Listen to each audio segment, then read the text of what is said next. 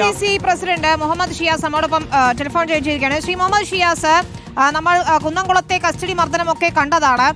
അതുപോലെ ഇതാ ഞെട്ടിക്കുന്ന ഒരു ദൃശ്യം എറണാകുളത്തു നിന്ന് വരികയാണ്. നിയമ പോരാട്ടത്തിലൂടെ ദമ്പതികൾ നേടിയെടുത്തതാണ്. എറണാകുളം നോർത്ത് സ്റ്റേഷനിൽ 2024 ജൂൺ 20 നടന്ന സംഭവത്തിന്റെ ദൃശ്യങ്ങളാണ്. ഒരു ഗർഭിണിയുടെ മുഖത്തടിക്കുകയാണ് അവിടുത്തെ SHO. അല്ല, എത്ര ക്രൂരമായിട്ടാണ് പോലീസ് സ്ത്രീകളോടും ചെറിയ കുട്ടികൾ ഒക്കത്തിരിക്കുമ്പോഴാണ് ഇത്തരത്തിലുള്ള അക്രമങ്ങളെല്ലാം നടക്കുന്നത്. എങ്ങനെയാണ് ഒരു മനസാക്ഷിക്ക് നിരക്കുന്ന പ്രവൃത്തിയാണോ ഈ പോലീസ് ഉദ്യോഗസ്ഥർ, നീതിപാലകർ എന്ന് പറയുന്നവർ ചെയ്യുന്നത്?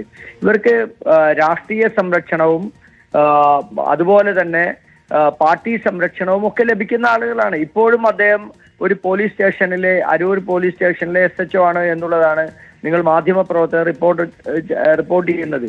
ഇദ്ദേഹം തന്നെ നിരവധി ആളുകളെ മുഖത്തടിച്ച കേസ്, ഞാൻ ഉൾപ്പെടെ എത്രയോ സമരങ്ങൾ നോർത്ത് പോലീസ് സ്റ്റേഷനിലേക്ക് നടത്തിയിട്ടുണ്ട്.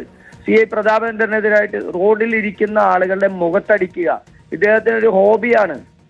എത്ര ക്രൂരമായിട്ടാണ് ഈ പോലീസ് ഉദ്യോഗസ്ഥന്മാർ ആളുകളോട് പെരുമാറുന്നത്.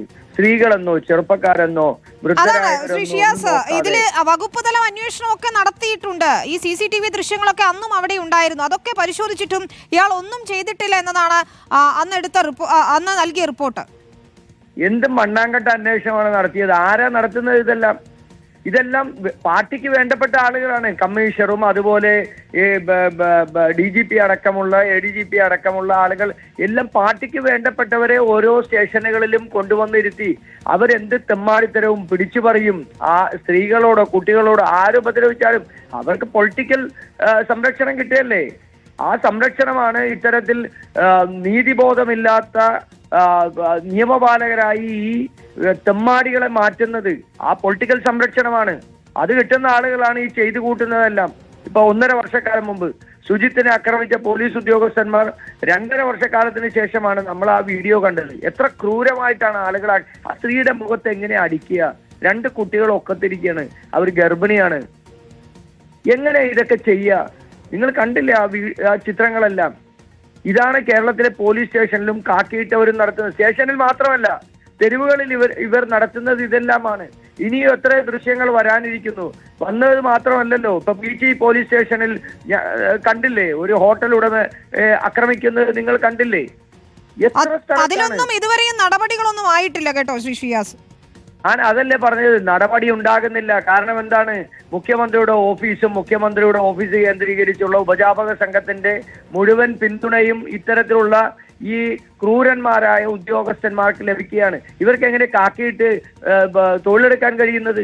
ഇവർക്ക് കാക്കി കൊടുക്കാൻ കഴിയും? ഇവർക്ക് സർവീസിൽ നിന്ന് പിരിച്ചുവിടേണ്ടതല്ലേ ഈ ഉദ്യോഗസ്ഥന്മാരെ മുഴുവൻ? പിരിച്ചുവിട്ട ഉദ്യോഗസ്ഥന്മാർ വന്ന് പിരിച്ചുവിട്ടു എന്ന് DGP സർക്കുലർ ഇറക്കിയതിനു ശേഷം വീണ്ടും സർവീസിൽ വന്ന് കാക്കിയിട്ട് വീണ്ടും parliament member Shafi Parambil MP അടിക്കുന്നത് കണ്ടപ്പോഴാണ് ഇദ്ദേഹത്തെ സർവീസിൽ നിന്ന് പിരിച്ചുവിട്ട ആളാണ് വീണ്ടും വന്ന് കാക്കിയിട്ട് അടിക്കുന്നത്. അപ്പൊ ഇദ്ദേഹത്തെ വീണ്ടും തിരിച്ചെടുത്തു. ആര് തിരിച്ചെടുത്തു? എന്ന് തിരിച്ചെടുത്തു? അതിനൊന്നും മറുപടിയില്ല. കേരളത്തിലെ പോലീസ് എന്ന് പറയുന്നത് CPM-ന്റെ ഒരു കൊട്ടേഷൻ സംഘമായി ഇന്ന് മാറിയിരിക്കുന്നു. അത് മാത്രമല്ല, കേരളത്തിലെ പൊതുസമൂഹത്തിന് നീതി ലഭിക്കില്ല എന്നുള്ളത് കൂടി ഉറപ്പാക്കിക്കും. ഈ ക്രൂരരായിട്ടുള്ള ഈ പോലീസ് ഉദ്യോഗസ്ഥന്മാരുടെ നടപടി കേരളത്തിന്റെ പോലീസിന്റെ ആത്മാഭിമാനത്തെ ഇന്ന് ചോർത്തിക്കളഞ്ഞിരിക്കുകയാണ്. ശരി, വളരെയധികം നന്ദി. എറണാകുളം DCC പ്രസിഡന്റ് മുഹമ്മദ് ഷിയാസ് ആണ് പ്രതികരിച്ചത്.